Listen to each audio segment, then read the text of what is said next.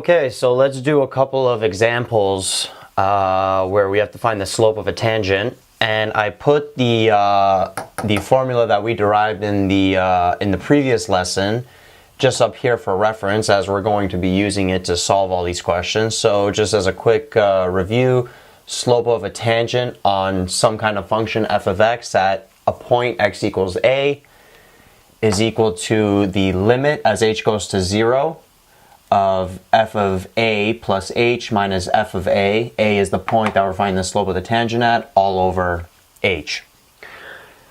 So let's do our first example here. So find the slope of the tangent on f of x equals x squared at x equals 4. Okay, so let's rewrite this formula in correspondence with this question. So slope of tangent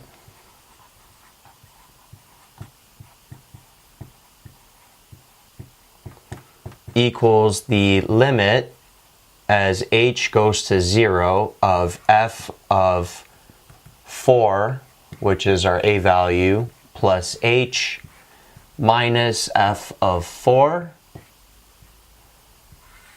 all over h. And the way I'm going to solve this is I'm going to do f of 4 plus h. I'm going to be solving all the questions like this. I highly recommend you do the same, doing these two parts separately and then putting them back into the original equation instead of trying to do it all at once. You'll be less confused and the chances of making mistakes are lower. So let's start with the f of 4. So f of 4, if our function is x squared, well, that's just equal to 4 squared, which is just 16. Let's do f of 4 plus h.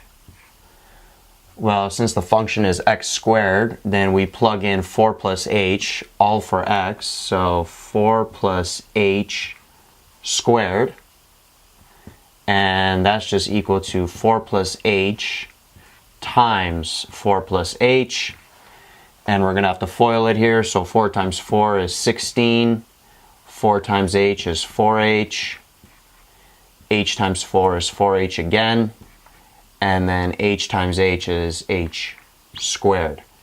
And then these two here are like terms. So we end up with 16 plus 8h plus h squared. So now what we're going to do is we're just going to take these values that we got and plug them back into here. So f of 4 plus h here is equal to this.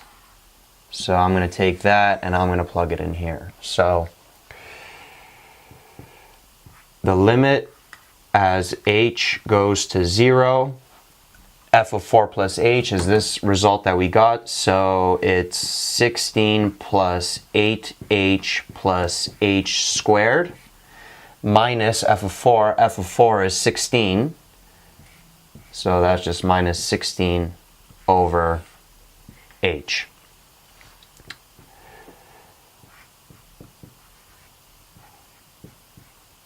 Now let's try to simplify here. So if you notice, we can, the 16s are like terms and they net out to 0. 16 minus 16 is 0. So all we're left with is 8h plus h squared over h.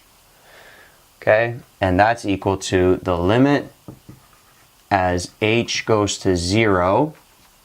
Let's factor out an h from the numerator, so we'll be left with 8 plus h. These h's cancel out here. And we're left with the limit as h goes to 0 of 8 plus h. And as h goes to 0, we can literally just plug in 0 for h. We're left with 8. So the slope of the tangent of the function x squared at the point x equals 4 is equal to 8. Let me follow up on this example with showing you graphically how this looks like. So I'll just do a quick rough sketch here. So if we sketch x squared, it's just a parabola. It looks like this.